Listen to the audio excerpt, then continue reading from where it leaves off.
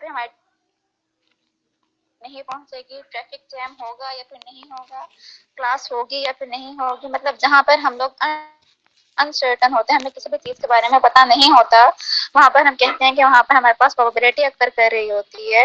या फिर इवेंट्स होते हैं वो सारे के सारे जो है प्रोबेबिलिटी पे बेस्ड कर रहे होते हैं, जैसे कि आज बारिश होगी, आज क्लास लीव हुई होगी या नहीं होगी, एग्जाम टाइम पे स्टार्ट, पेपर हमारा जो लेट स्टार्ट होगा या फिर नहीं होगा, मतलब हमारे पास दो चीजें होती हैं, या तो होगा या फिर नहीं होगा, उसे हम कहते हैं कि हमारे नेचुरल इवेंट्स होते हैं, these are occurred on a probability। Then उसके बाद हमारे पास आ जाते हैं event. Sample space is called random events। First of all, what is your sample space?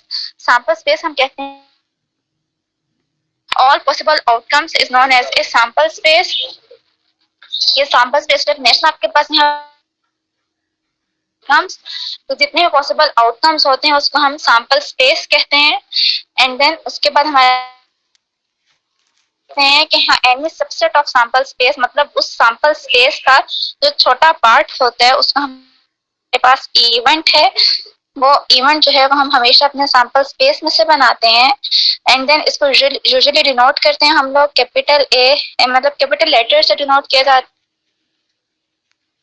ठीक है। Sample space first of all हमारे पास सैंपल स्पेस होता है, सैंपल स्पेस जितने पॉसिबल आउटकम्स होते हैं उनको हम सैंपल स्पेस कहते हैं। एंड देन उस सैंपल स्पेस में से हम पार्ट्स को हम लोग कहते हैं कि वो हमारे पास इवेंट है। अब वो इवेंट हमारे पास किसी भी फॉर्म में हो सकते हैं, कैपिटल बी और कैपिटल सी, आप कुछ भी रख सकते हैं, एस टी डब्ल्यू, कोई भी आपकी मर्जी आप लोग ले लें। देन उसके बाद हमारे पास आ जाता है यूनियंस। अब आप मैथ्स के स्टूडेंट हैं, आप लोगों को पता होगा यूनियन सेट में हम लोग कहते हैं the set of the sample space, then the set that consists of all units, all points, that is A, and it is defined as A union B। Simple सी बात, अगर हम दो एंड देन एक और हम उसका अगर यूनियन लें तो यूनियन हम कहते हैं कि वो हमारे पास सेट बी के दोनों के पॉइंट्स हैं वो अक्कर कर रहे होते हैं, इसको हम कहते हैं that's a union set. Then उसके बाद हमारे पास क्लासिकल प्रोबेबिलिटी और प्रियोरी प्रोबेबिलिटी फार्मूला हमारे पास है। इन सिंपल वर्ड्स हमारे पास प्रोबेबिलिटी वो क्या है, वो हमारे पास है probability of A that is equal to number of favourable outcomes divided by, तो हम लिखते हैं P of A that is equal to N of A divided by N of S. इन समझे, हमारे पास सैंपल स्पेस जो है वो फर्स्ट करें हमारे पास आ जाता है 1 to 10 तक, ठीक है। और दूसरा इवेंट हम एक इवेंट लेते हैं ए इवेंट हम कहते हैं कि हमारे पास इवन नंबर ऑफ आ जाता है 2 4 6 8 एंड देन 10। अब हम लोग कह रहे हैं कि हमने ए की प्रोबेबिलिटी फाइंड आउट करनी है। प्रोबेबिलिटी ऑफ ए हमारे पास क्या बनेगा, that is an of a number of favourable outcomes, या वो आउटकम्स जिसके अंदर हम interest of outcomes that is an of S, ठीक है। अब एस हमारे पास सैंपल स्पेस है, सैंपल स्पेस हम किससे कहते हैं, और सैंपल स्पेस। अब इवेंट ए जो है दैट इज एन, अब ए जो है एक इवेंट है, वो एक इवेंट कैसे हो गया कि हम कहते हैं इट्स अब हम लोगों ने हमने P of A find out करना है, तो पी ऑफ ए हमारे पास क्या बनेगा, n of a number of outcomes, तो वो क्या हो जाएगा 2 4 6 एंड 8 एंड 10। तो हमारे पास कितने नंबर्स बनेंगे, 5 divided by number of sample space, वो हमारे पास क्या हो गया 10 हो गया, 10 तो 5/10 हमारे पास क्या बन जाता है, that is 1/2 and that is equal to 0.5, ठीक है। हमारे पास पी ऑफ ए मतलब प्रोबेबिलिटी ऑफ ए जो है वो हमारे पास क्या हो जाएगा, वो हमारे पास हो जाएगा 0.5। यहाँ पे अब हमें सैंपल स्पेस की भी समझ आ जाएगी, इवेंट की भी समझ आ जाएगी, ए इवेंट की प्रोबेबिलिटी ऑफ ए की भी आ गई। स्पेस बनाया, हमारे पास कोई भी सैंपल स्पेस हो सकता है, हमें गिवन होगा सैंपल स्पेस, हम लोगों ने फर्स्ट करें यहाँ मर्जी से ले लिया 1 से लेके 10 तक। इवेंट लिया ए, उसमें हमने कहा कि हमने वो इवेंट लेना है जिसमें हम इवन नंबर हमने कहा वो कौन कौन से होंगे, तो हमने कहा कि वो 2, 4, 6, 8 एंड 10 होंगे। फिर हमने कहा कि हम लोगों ने प्रोबेबिलिटी फाइंड करनी है, तो उसमें हमने कहा कि उसकी डेफिनेशन क्या है, that is number of favourable outcomes divided by total number of favourable outcomes हमारे पास क्या हो गए, हमारे पास 5 हो गए। हमने नंबर काउंट करने हैं, हमने उनके है, तो वो हमारे पास यहाँ पर क्या है, वो 5 है। And the number of sample space हमारे पास क्या है, दैट इज 10। देन 5/10 में हम उसे कह देंगे that is 1/5, 1/2 and 1/2 that is equal to 0.5 आ जाएगी, दैट इज 0.5। ठीक है, समझ आइए इस बात की आप लोगों को? यस मैम, समझ यस मैम।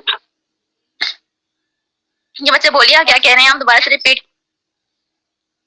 इवेंट में ऑड नंबर भी ले सकते थे, कोई भी नंबर जैसे हम लोग चाहते ले सकते थे। हमारा कोई, मैं तो आपको सिर्फ एक एग्जांपल दी, आपको कोई भी ऑड नंबर ले लें, आप इवन नंबर ले लें, ठीक है, आपको कुछ भी कहा जा सकता है। अब यहाँ पे हमने फर्स्ट हम लोगों ने कहा कि हम लोगों ने ये क्वेश्चन कोई, मैंने तो आपको डेफिनेशन उसका बतानी थी कि डेफिनेशन कैसे बनती है। बेसिकली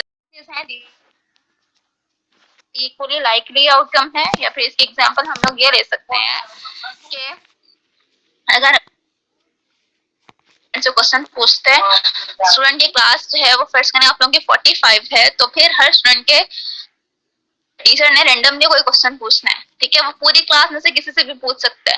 तो रोल नंबर 3 के में सेलेक्ट होने के जो पर 1 के सिलेक्ट होने के चांसेस जो हैं वो भी 1/45 है, के जो चांसेस हैं सिलेक्ट होने के वो 1/45 ही होंगे, ठीक है। इसे कहते हैं कि वो equally and not equally likely outcomes. Not equally likely outcomes में हम कहते हैं वो इवेंट्स जिनके सेम नहीं होते, वहां पर कोई ना कोई हमारी पर्सनल जजमेंट जो है वो इन्वॉल्व हो जाती है। वहां पे हम ये नहीं जो चांसेस होंगे वो सेम होंगे, हम वहां पे पर्सनली जज कर रहे होते हैं। जैसे कि टीचर्स जो हैं वो स्टूडेंट को नहीं आता होगा, अक्सर उसी स्टूडेंट को पिक करते हैं, ठीक है। अब वहां पर क्या हो गया, वहां पर नॉट इक्वली लाइकली चांसेस होंगे, वो सेम नहीं होंगे, ठीक है। समझ जाइए यहाँ तक आप लोगों को? Yes ma'am, yes ma'am, yes ma'am. Okay, then probability, properties of probability distribution कि वो हमारे पास क्या है, sum of p of x that is equal to 1 के प्रोबेबिलिटी, सबकी प्रोबेबिलिटी फाइंड आउट करें अपने वेरिएबल्स की, तो वो इक्वल आएगी हमेशा 1 के। देन इसके बाद हम कहते हैं ये मेन टॉपिक है, वो हम लोग डिस्ट्रीब्यूशन के से रेलेवेंट टॉपिक है, and what is the distribution. तो हम उसमें कहते हैं कि हमारे पास रैंडम एक्सपेरिमेंट्स होते हैं, वहां से हम लोग फाइंड आउट करते हैं अपने रैंडम वेरिएबल्स। अब random, discrete random variable and then continuous random variable. अब बेशक वो डिस्क्रीट रैंडम वेरिएबल हाँ, उनकी कोई ना कोई डिस्ट्रीब्यूशंस होती हैं। यहाँ पर हमारे पास दो तरह के डिस्ट्रीब्यूशंस बनेंगे, discrete probability distribution. Discrete random variable के जो डिस्ट्रीब्यूशन होगी उसको हम कहेंगे कि वो हमारे पास डिस्ट्रीब्यूशन है, और जो कॉन्टिन्यूअस रैंडम वेरिएबल की डिस्ट्रीब्यूशन होगी वो हमारे पास continuous probability distribution. Then discrete probability distribution, उसका जो भी फार्मूला होगा इनका, उनको हम कहेंगे पीएमएफ, प्रोबेबिलिटी मास फंक्शन। हमारे पास फार्मूलाज होंगे उनको हम कहेंगे probability density function that is PDF. तो मतलब हमारे डिस्क्रीट प्रोबेबिलिटी डिस्ट्रीब्यूशन के हमारे पास further Poisson distribution, hypergeometric distribution and then geometric distribution. There types हमारे पास आ जाती हैं exponential distribution, beta distribution and then normal distribution, and the end is uniform. हम आपने सारी डिस्ट्रीब्यूशन नहीं करती हैं, आपके कोर्स में, मैं अभी कोर्स और टाइम जी मैम ये जो पहली दो लाइंस आपने समझाई हैं इनकी समझ नहीं आई, ये जो स्टार्ट में है। these one यस मैम, इनकी यहाँ से नहीं लिखी हुई। डिस्क्रीट के फॉर्म में होंगे तो हम कहेंगे sum of p of x that is equal to 1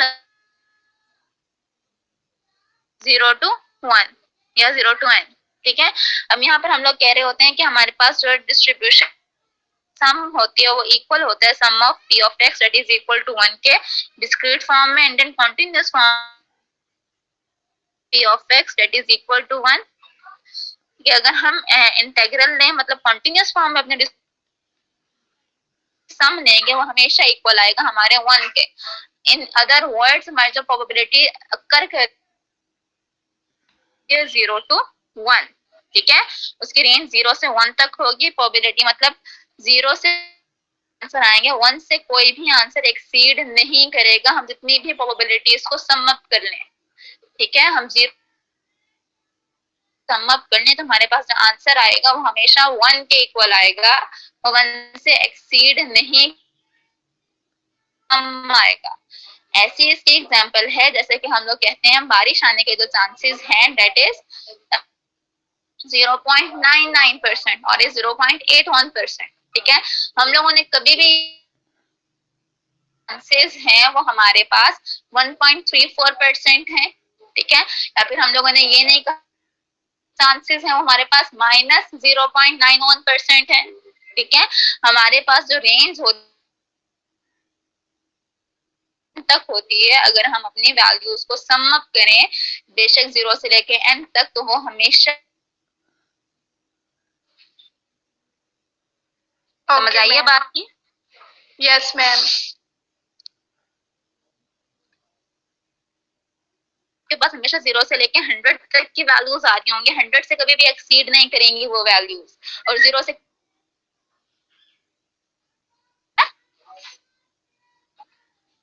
ma'am 100 से अगर हम परसेंटेज में लेना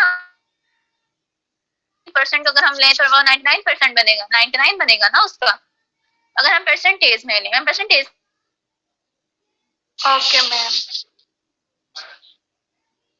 अच्छा जी, उसके बाद हमारे पास फर्स्ट वन आ गया हमारे पास डिस्ट्रीब्यूशन।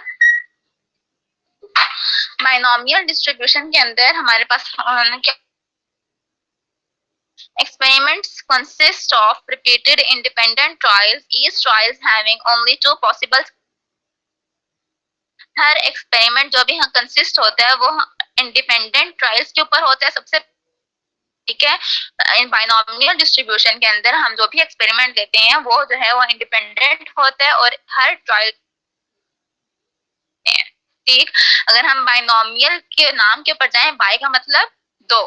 ठीक है, मतलब ट्रायल जो है इस ट्रायल हैविंग, हर ट्रायल जो है वो सिर्फ और सिर्फ दो पॉसिबल आउटकम्स होते हैं, उसके दो से।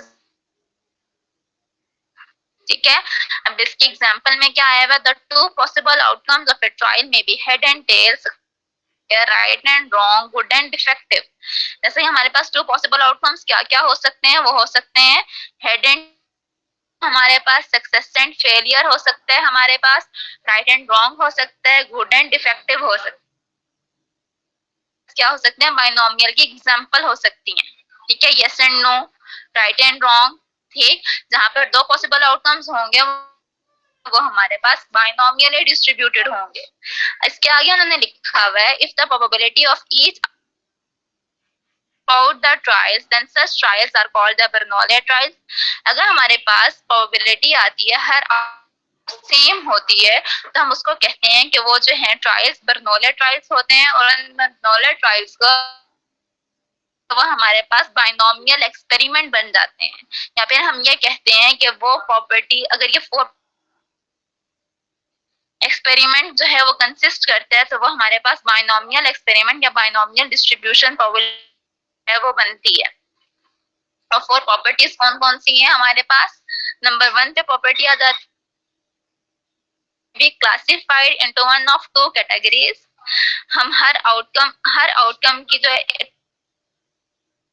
करते हैं, वही बात रिपीट कर हो रही है, उसको हम डिवाइड करते हैं 2 ट्रायल्स के अंदर, ठीक है।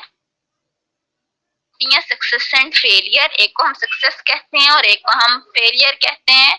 द आउटकम ऑफ इंटरेस्ट, जिस चीज के अंदर हम लोग होगी और जिस चीज के अंदर हम इंटरेस्टेड नहीं होते वो हमारी फेलियर होगी। एक मिनट बच्चे वेट कीजिए।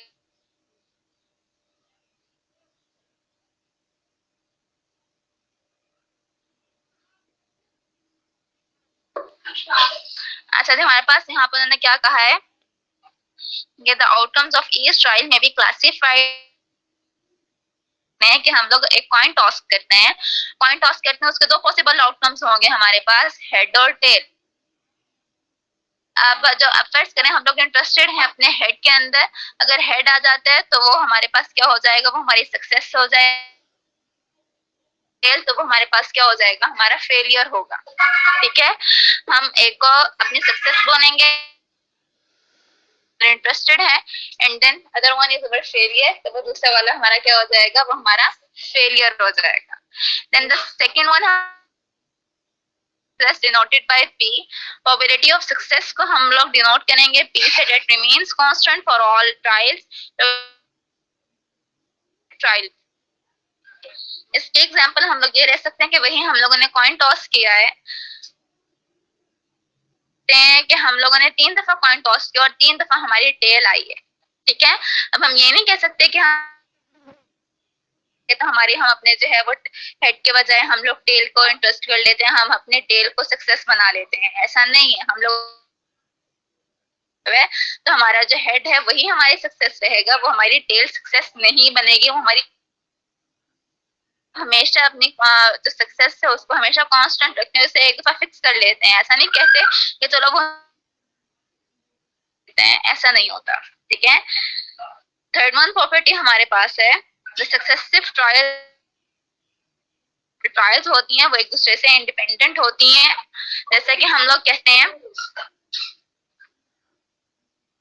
3 दफा अपना कॉइन टॉस करते हैं, तो फर्स्ट करें, फर्स्ट टाइम हमारी टेल आती है, तो क्या जरूरी हेड आता है, ठीक, अगर जरूरी नहीं है कि थर्ड टाइम हमारी टेल आता है।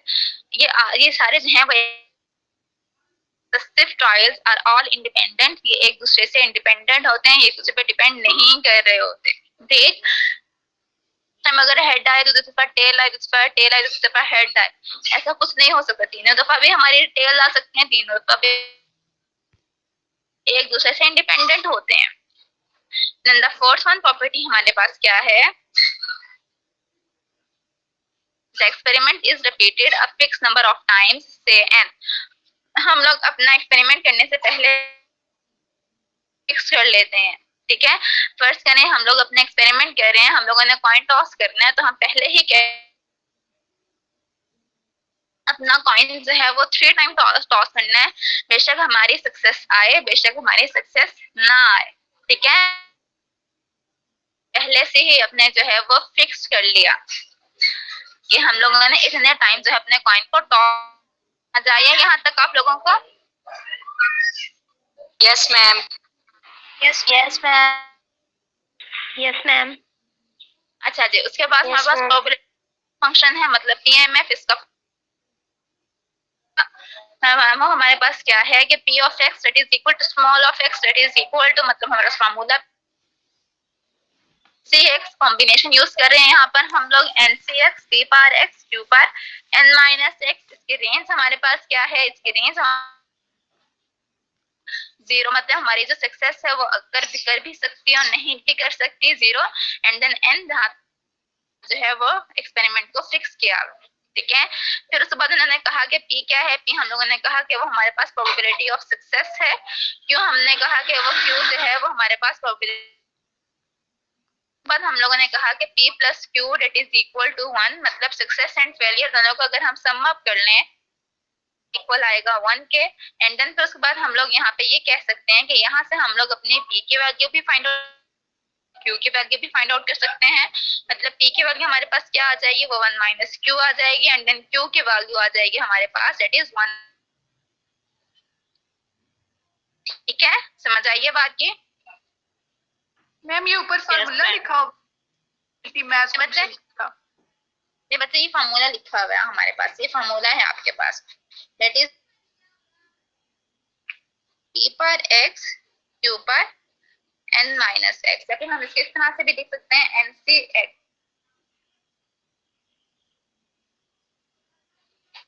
q पर n माइनस x। ठीक है,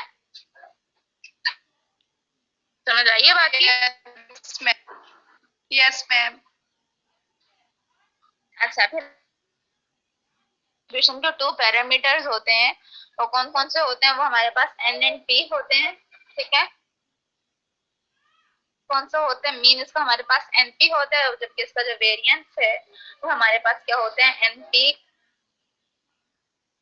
है, वो हमारे पास हो जाता है square root of np and q। ठीक है, जो इन्हें लिखा हुआ है the binomial probability distribution has 2 parameters, तो n और p ये हम लोग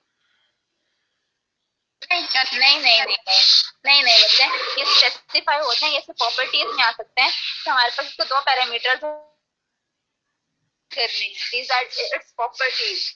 ठीक है, इसके 2 पैरामीटर होंगे, जैसे कि आप अगर हमारे पास फर्स्ट करें, हम कहते हैं कि फर्स्ट बाउंड डिस्ट्रीब्यूशन है तो उसका एक ही पैरामीटर होगा। ठीक है, यहाँ पे पैरामीटर जो है वो इसकी प्रॉपर्टीज में आ जाते हैं इसके पैरामीटर।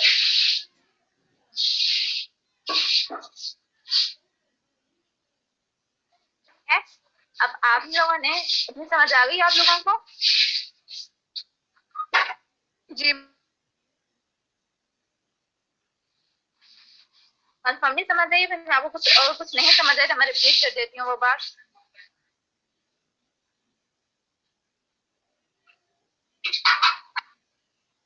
बच्चे मैम आगे समझ। ओके, अब आपका काम ये है कि आप लोगों ने कल जो है वो बाइनोमियल डिस्ट्रीब्यूशन के क्वेश्चन करके लाने हैं। हर स्टूडेंट ने एक क्वेश्चन करना है, न्यूमेरिकल क्वेश्चन। एग्जाम्पल मतलब कोई भी क्वेश्चन आप लोग सर्च करें, बुक से करें, आप नेट से करें, जहां मर्जी से करें, या आप लोगों के असाइनमेंट आप लोगों ने जो है हर बच्चे के पास बाइनोमियल डिस्ट्रीब्यूशन का एक क्वेश्चन होना चाहिए, जो कि मुझे कल ओके मैम। Okay ma'am. है। और इसके अलावा अपने ग्रुपिंग कर देती हूँ, उस टॉपिक के लिहाज से आप लोगों ने डिस्ट्रीब्यूशन के जो है वो प्रेजेंटेशन देनी है। आप लोगों के पास एप्सिलॉन है, बीटा है, नॉर्मल है, गामा है, ये डिस्ट्रीब्यूशन नेम है, ये डिस्ट्रीब्यूशन नेम है।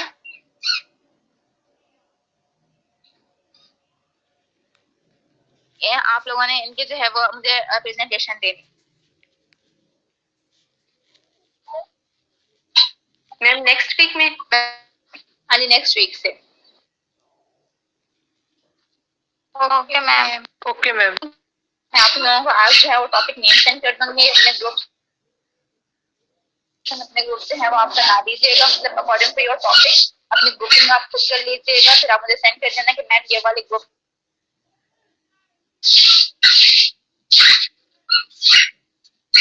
ठीक है,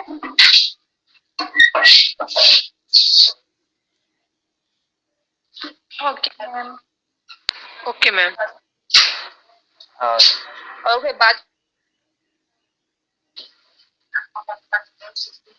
मैम वो जिस पेज पे 4 पॉइंट्स आपने बताए थे ना, उससे ऊपर एक कंडीशन थी, उस एक मिनट